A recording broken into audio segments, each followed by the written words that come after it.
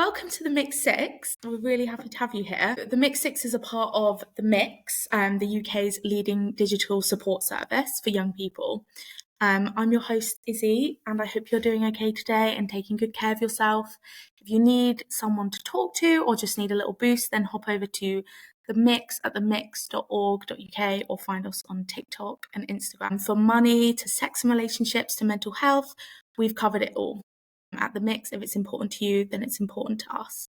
The Mix 6 covers all of this and more in each episode with 6 questions, 30 minutes and one guest, which this week is the lovely Leila Khan, best known for playing Sahar in one of my personal favourite Netflix series, Heartstopper. Leila, along with the rest of the cast, has touched the lives of millions of queer people all over the UK with their truly authentic representation of adolescent queer experiences, love and joy.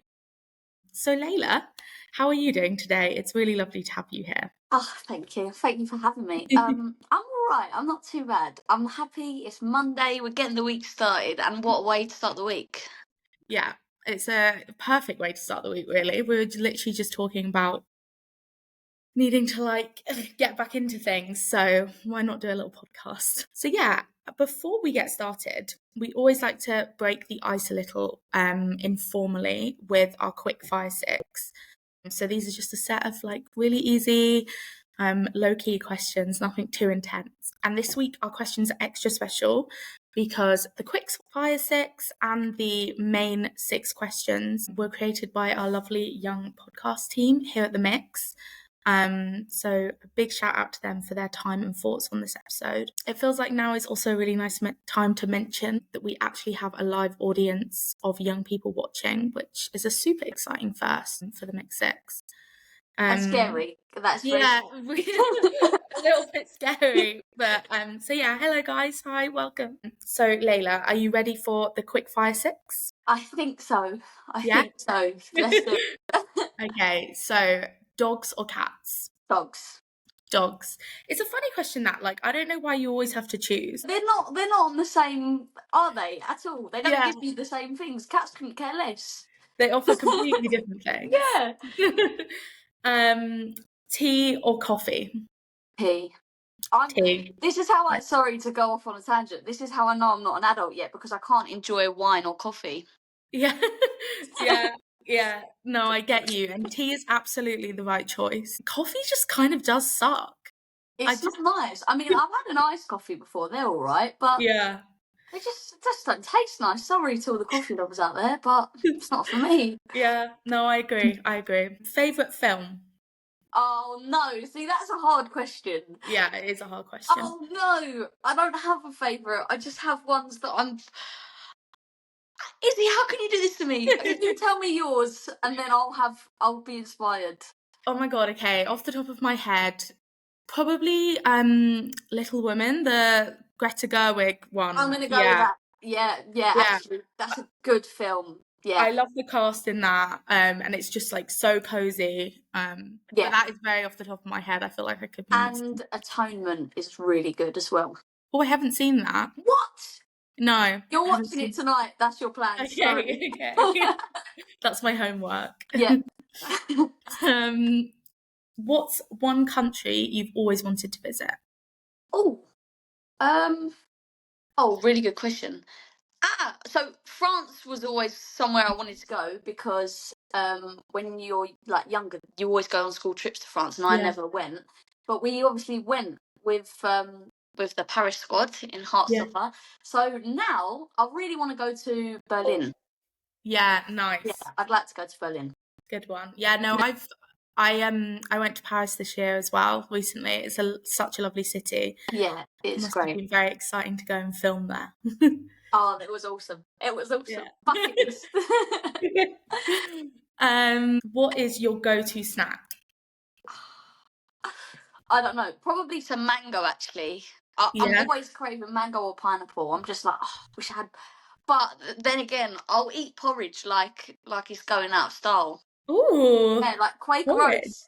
Yeah. They better sponsor me off of this. They do these porridge pots and they do me like Yeah. loads of different flavours. And I'm Yeah, like, yeah. oh, I've got hankering for some porridge. The Yeah, porridge but pots are great. I'm just a bit of a grandma, really. It's boring, isn't it? Or I'm a fiend for crisps, but try Mhm. not to eat them at the minute because I will demolish 6 packets in one go. It's not What's it's your not favourite good. crisp? Bonus Anything question there. anything salt and vinegar or Mhm. Thai sweet chili sensations are great. Oh, Yeah, those are the best. you know exactly. See, Yeah. fell after my own heart over here. And final question, what was your least favourite subject at school? Oh, I this is actually a really awful thing to say, but I based my favourite subjects off of my teachers. So if I had a rubbish teacher, I didn't like the subject. So probably geography, because I remember not really liking the teacher. But Yeah. if I had a good teacher, I might have liked it. Sorry, sorry, I won't say who it was. I can't even remember their name. That's how much I didn't really like them. Sorry to your geography teacher there. You know Yeah. what? I don't think I like mine much either. Well, it must be. It must be a thing. I Must be a think so. thing. Sorry Yeah. to all the geography teachers out there as well. Yeah, no, I don't think I was a big fan of mine. But yeah, I respect the teacher dictating that actually. I think, Yeah. yeah, Yeah, that because does kind of teachers can make the worst subjects really fun. yeah. Yeah. I had loads of subjects. Maths. I hated maths, but then I had a teacher called Mr. Vince, who Mm. I'm still quite good friends with today, and he made me love maths. So Oh my God. yeah, I Yeah, know. that is an achievement. That's a good teacher. Shout out It, to Mr. Vince. shout out to Mr. Vince. Exactly. He'll love that. Aw. Thank you. Now we're all feeling comfortable with each other. Perhaps we can dive into our big questions. Let's do it. If you're feeling ready, I'm feeling jumping brave. straight in. I Great. am. Okay, yes, let's do this. So, your first question of the day, and this is quite a nice one to start off with actually, is what inspires you? Oh, nice question. The Yeah. Oh, hard question though, because so much. I'm a mega nerd. So like I get goosebumps when I'm reading a good book or when I'm watching a good film or watching great actors in a play. So Mm. stuff like that, like I actually get goosebumps or I'll start tearing up over. I think that's really cool. That's something that I've never really got my head round, and it sounds really stupid, but I think it's so cool that words on a page can bring you to such intense emotions, and I feel everything. So I'll be reading, my mum will look over at me and she'll be like, what's wrong? I'm like, my book's really sad. So good writing, good plays, good Yeah. acting, anything like that. My friends really inspire me as well. Actually, I've got good friends, good friends around me, all doing really cool things. So yeah, I think just life in Yeah. general. Yeah, got a Yeah. zest for life. Is he? Yeah, I can tell actually. It's coming through the screen. I need some of it. You But take yeah, it. no, Take that's I know what you mean. Like a nice like a good piece of like yeah, book, like some kind of art, a play, Yeah. like you know that when you finish it and you leave with that like fizzy feeling. And I was gonna say as well, Adele. Adele's always there, and Pink. Adele Oh and my Pink. God, yeah. Yeah, them are, yeah. Every now and then when I'm feeling a bit lost, I'll just go and crack on a bit of Adele. Nice. Have you got a favourite Adele album? It's it's more song, and it's depends what mood I'm in. I really like Million Years Ago. That's really good, but not particular album. Just depends on Yeah. the mood. Yeah, Yeah. No, I can see that. How like she'd get you in here. yeah, If you feel yeah. things, you're gonna feel it. Yeah, no, that's lovely. And it's lovely what you said about friends as well. I feel like a lot of like our community at the mix can relate to that. Um, it's a very big part of our like support at the mix and like that connection. So Yeah, because the great thing is you can choose your friends. You yeah, can't always. I mean, it's going to get a bit deep there, but you can't choose your family, and yeah, sometimes you've got to just put up with them. But you can choose your friends, so that's great. Yeah, yeah. you can choose who you have around you and who impacts your life and stuff. So yeah, definitely friends inspire me. That's lovely. Friends inspiring you is a really nice answer. Thank you. Um, how did you get into acting? And has it had a positive or negative impact on your mental health? And if so, how? Bit of Okay. a big one there. Yeah, that is a lot to unpack. So I've got. I'll give you the long story, I suppose, because we got time. I never realised I wanted to be an actor until I was about 13. I always wanted to be a vet, but I remember always again loving books and films and stuff, and you couldn't really. You'd know they'd be like, "Where's Layla?" And I was either watching a film or head buried in a book or climbing a tree somewhere. Um, so yeah, I've always loved. I'd never realised it. And then I started GCSEs, and I had this really cool teacher for drama called Mr. Walker, and he Mhm. used to. We used to talk about films all the time, and he used to give me films to go home and watch. And then I was like, maybe I want to be an actor. So I think from the age of about 13, I realised, and my mum had bought me an iPad, and I rounded all the kids up on our. We lived in this masonette, Mhm. and there was loads of kids that lived there, so I'd round up all the kids and like put them in my little film trailers on iMovie and stuff like that. So since a young age, about 13, 12, 13, I've known I've wanted to be an actor. Yeah. And how I got into it was just doing it at school. Yeah. Sorry, I'm playing with blue tack here. It's very unprofessional. No, you um, literally do what you need to do. I did a lot of drama at school, and then I moved school, and I had a drama teacher called Mr. Gare, who I'm very close with still today. He helps me with Nice. self tapes and stuff like that. So shout out to Mr. Gare. And I started doing it at A level, and I was going through a bit of a rough time, and I was like, right, I'm not doing it. I kind of walked out of his classroom, and he followed me out the class. We had a class of about five teenagers. I think we was about 16, or however old you are when you're in sixth Yeah. form. I don't know. Can't remember now. But I left. I was like, I'm not doing it. I'm dropping drama, and I just lost a bit of passion for it. And Mm. he followed me out, and he sat me down for about an hour, and he was like, you got this, basically. I won't go into it, but he's like, you got this. And ever Nice. since then, I've never really looked back. I went to uni, and I did drama and English at uni, and then professionally, my friend Ollie, so many shout outs, sorry. My friend No, we need Ollie. to get them all on. Yeah, no. My friend, I was on a phone call with my friend Ollie while I was at uni, and he said, "Layla, there's an open casting call for this show called Heartstopper. Have you seen it?" And to tell the truth, I hadn't seen it. Mhm. So I was like, "All right, check it out." So I watched it, and then I was like, "Okay, I want to be in this. I need to. Yeah. It's awesome." So I sent off my self tape, managed to get the job with a really awful self tape as well. My first. I don't know. I think Patrick, the producer, was like, "We just had to meet you because this self tape was, it was so bad. I can't tell you. It was awful. It honestly was so bad, but somehow it got me through." So yeah, and then I signed with my agents over at Curtis Brown, Cordelia and Jill, and their assistant Neve. Shout out to them because they are great. And yeah, I've just been doing it for about 2 years now. Oh, that's lovely. That I was think that really long-winded. I'm really no, sorry that I about mean that. that's what you're here for. We've invited you on the podcast to learn about you. So literally, we want to hear all the details. You know, if you've like you weren't initially confident in your self tape, but yeah, here you are, and it obviously all worked out. So they could clearly see that spark. Yeah, But they yeah, they saw something. I don't know what it was, but they saw something. yeah. Yeah.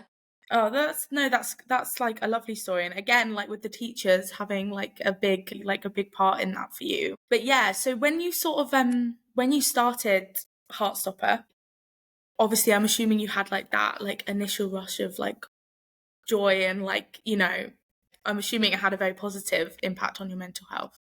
Like have there been any points where like I'm assuming it's like I mean obviously I'm not an actor, but like you obviously have to like give a lot of yourself to it, and like I'm assuming there was a lot of time. For me, acting is so cliche and cringy, and I'm going to make myself throw up. But it is genuinely a form of escapism. I love it. I used to. My first job um, was I worked at McDonald's, so I'd be on the headset, and Yeah. I'd just make up characters Oh and my god, I love play that. honestly, and I'd do different accents and stuff just to pass the time. Yeah. And it's always just been a bit of a form of escapism for me. So acting has a massive positive impact on my mental health, which is great.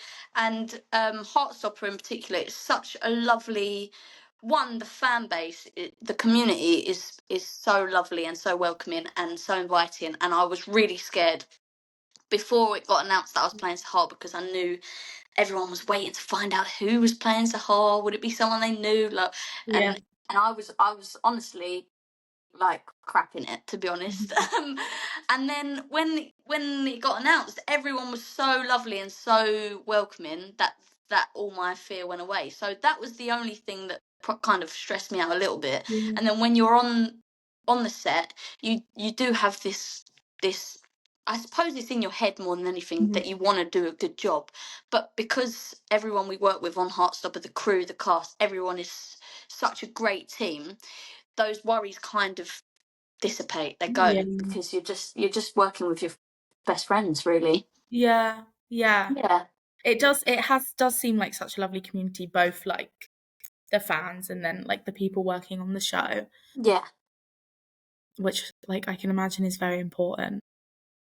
yeah. Also, because these stories are so real for so many people. I mean, obviously, it is based on Alice's graphic novel, Hmm. but that's what is so great about Heartstopper, is that these are real people. We can see ourselves in these characters, so it is important to handle stories with care Yeah. and do them justice. Yeah. Yeah, I think that was one of the things that like I know me and like my circle like responded to the most, is like it's very refreshing to see like young people that you can actually like relate to. It all feels very like attainable and normal and real. I think sometimes like young people can be represented as like high glam. I feel like everyone just they look like young people who like Yeah. you went to school with. Well, exactly. I think we grew up watching kind of Disney like teen Mm, shows, watching High School that's what I was getting Musical at. and stuff like that, where Yeah, 30-year-olds playing teenagers with clear yeah. skin and and perfect bodies, and it's nice that we've got these characters that are actually Yeah, real. yeah. Yeah, yeah. Nice. I feel like this question kind of leads into this next one nicely. So obviously, as a young adult, you probably have a lot of things going on. I mean, it sounds like you're a very busy bee. We all know that managing a busy schedule can be quite stressful. So, how do you relax, and what are your best ways that you kind of look after your mental health and look after your well-being? Good question. It's funny you say how do you relax, because it doesn't sound very relaxing, but I like to go boxing and get hit in the head. That's my way of relaxing. No, working out is really Yeah, good. Reading, anything, just putting when life gets really busy and stressful, and yeah, you've got loads of different people and things pulling you in different directions. It's really important to ground yourself by doing stuff that you enjoy and that you love. So yeah, I love boxing, and I like going to the boxing gym and getting beaten up. How did you get into that? I've actually, that's another thing. I've always kind of been into boxing since a young age. I've lived with my auntie and uncle on and off my whole life, and my uncle and my cousins, they used to box, and I was younger than them, so I've always seen them boxing, and my uncle would do pads with me and stuff when I was little, but I've never taken it seriously. And recently, a few girls that go to my gym, they were like, "Why don't you come along to this boxing class we've got on a few months ago?" And yeah, I signed up, and now I love it. They can't get me out. Oh, that's great. No, I think like a good hobby that you can really like get your teeth into. Something that's just also like that sounds like it's so far away from like what you're doing as a like career. Exactly. It just like really like makes that switch in your brain, doesn't it? Yeah, 100%. And you can just switch off. You can just, yeah, you go in there for an hour, you do your workout, get a good sweat Yeah. on, and you forget about everything else. Just Yeah. the bag or the pads or the person in front of you. Yeah, Yeah. it is really good fun. And then and reading as well. I'm a Mm. big reader. Well, I try to be. Sometimes I slip off the wagon, but yeah, I try to read a lot, and that's another way I try and just zone out of Yeah. the world. It's like a different kind of like escapism reading, isn't it? Like, Yeah, feels like you can really lock yourself in. I don't know. yeah, 100%. Especially if you've got like, I was reading The Song of Achilles by Madeline Miller a Mhm. few weeks ago. Have you read that? I haven't, but it's on my bookshelf waiting to be You read. must. You must read it. It's very good. But it's like if you've got like loads of stuff going on in life, and and life's beating you down, or you're just having a rough time, and then you open a page in a book, and like you've got. I won't spoil it for you, but you're bawling your eyes out at these characters in a book. You're like, do you know what? Life's not that bad. Kind of like grounds you, makes you take a look around at other things. I know what Yeah. you mean. Some Yeah. people, some people go to the pub and have a gin. I like to cry at books. No, I think honestly that sounds a lot healthier. Like let it all out, have a good cry, like a nice little moment with your book, and yeah. Exactly. I'm coming across as a right loser here. I know it, but I can't No, help it. we love that. We love the reading. We love the like. We love the hobbies. We love it. Yeah. Awesome. This is a safe space to love all of those things. Um. Okay. Thank you. So, am I right in thinking that Heartstopper was your first professional acting job, or have I missed something? No, it is my first professional credit. I did some productions at university, but Mhm. it's my first That's TV such a big screen. Yeah, like first credit. I know. I don't know. I swear to you, even now I'll pinch myself because I still live in the town that I grew up in, Yeah. and I'll see people that I went to school with, and then they remind me that and I'll be going down the boxing gym, and the girls at the gym will be like, Layla, like that's crazy, and I'm like, oh yeah, like it is a bit nuts. So I'm still pinching myself. Yeah, I yeah, love that. And am I right in thinking you also sang in the most recent series of Heartstopper as well?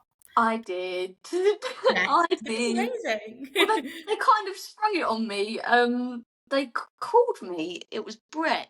Brett used to be our first assistant director, and then he took on a producer role. So I got a phone call from Brett just before we started filming. I think I can't remember now.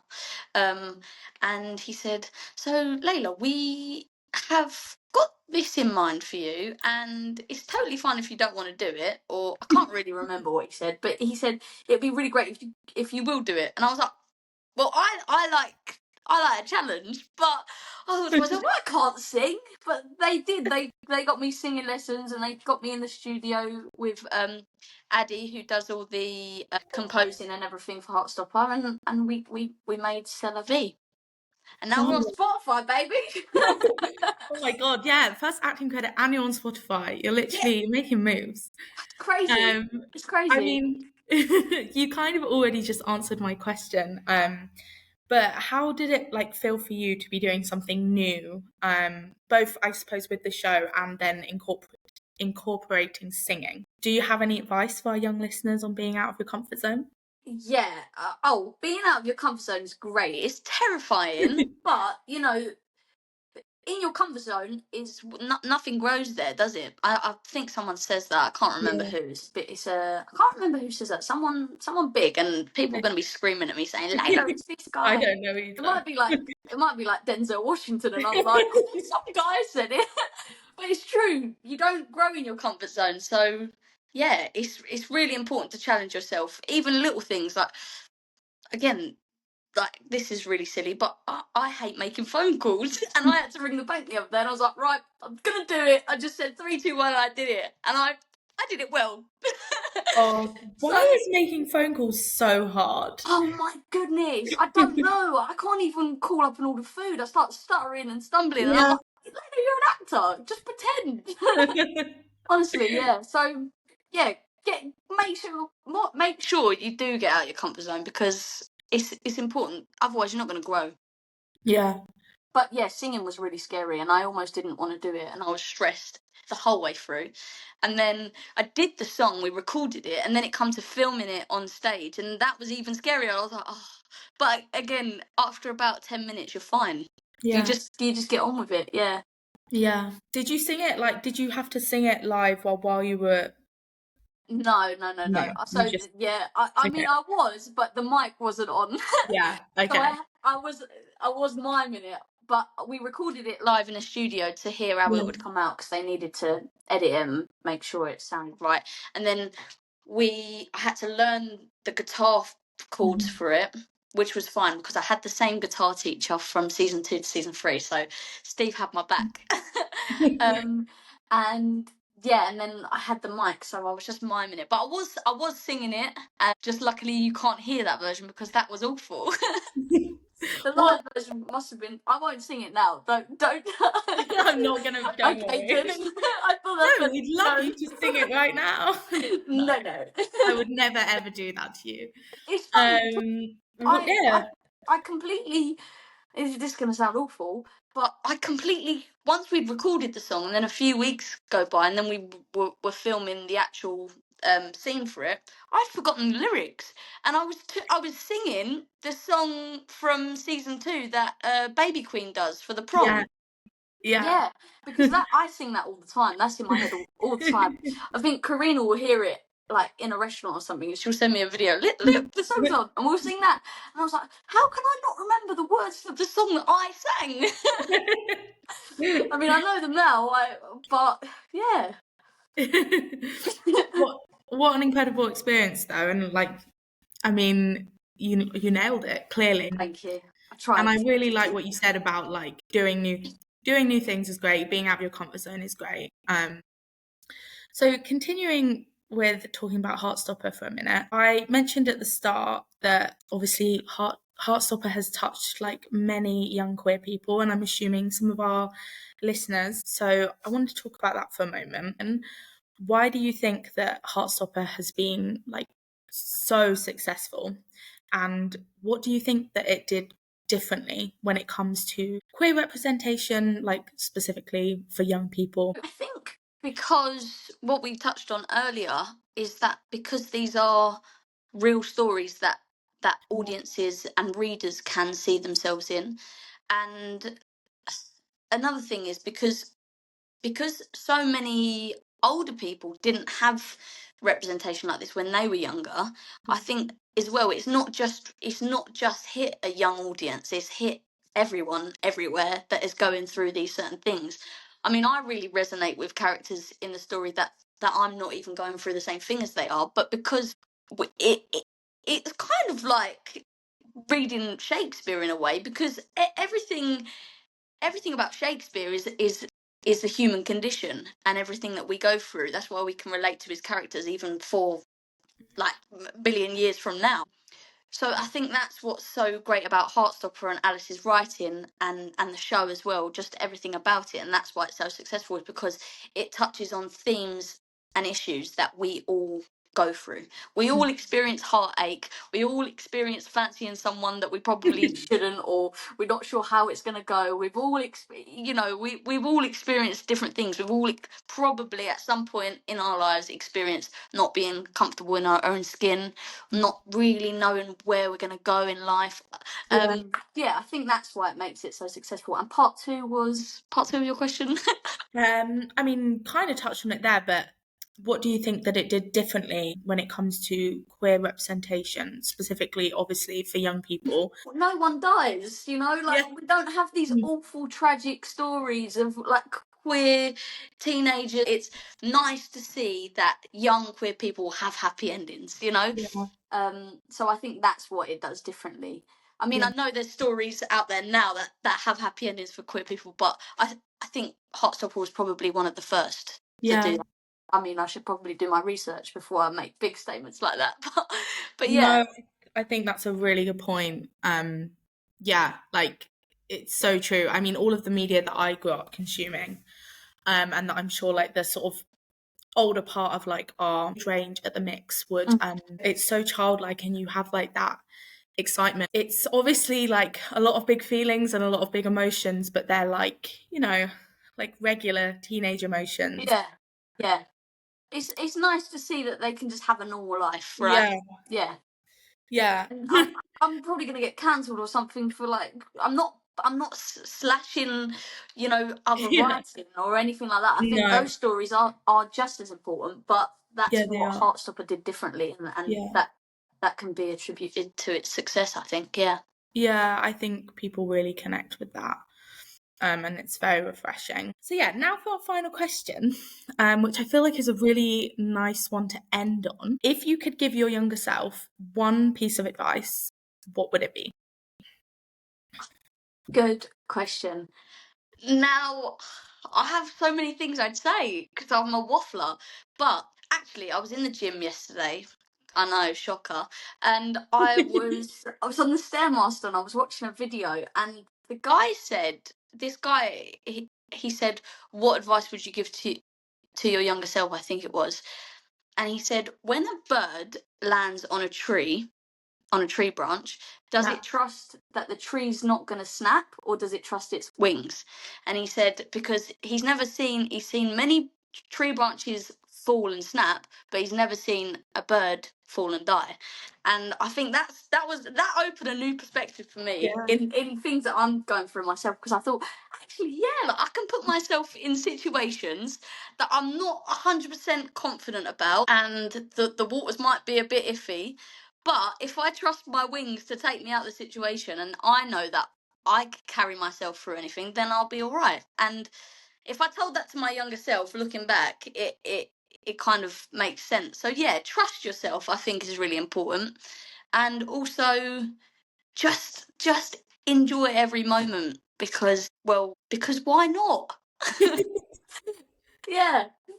Yeah, I feel like those two would sort of like come hand in hand as well. Like if Hmm. you can like trust yourself and like trust your, I feel like you can throw yourself into things more, basically is Yeah, what I'm saying, and therefore enjoy them more. So exactly. You can yeah. do things that you think are the scariest things in the world, or you can do anything. Like, if you're worried about, you don't know whether to trust a person, or you don't know whether you can do something, or you want to go to a job interview but you're scared, don't worry about it. Just go and do it, and trust yourself to pick yourself up if it goes apart, if it falls apart. Yeah. Yeah, I love that. What a Yeah. great way to end this. Well, listen, it wasn't me, it was the guy on Instagram. I love how inspired you are by everybody around you. It's great. Yeah, It's yeah. really nice. Well, thank you so much for your time today, and for playing like a part in like such an important piece of media for so many young queer people, and like also just like members of our community as well. I know it meant a lot to me, and I'm sure it meant a lot to a lot of our listeners today. So it's a real honor to talk to you. Oh, don't be silly. Don't be silly. It's just me. Thank you, though. Thank you for having me. I've had an awesome time, honestly.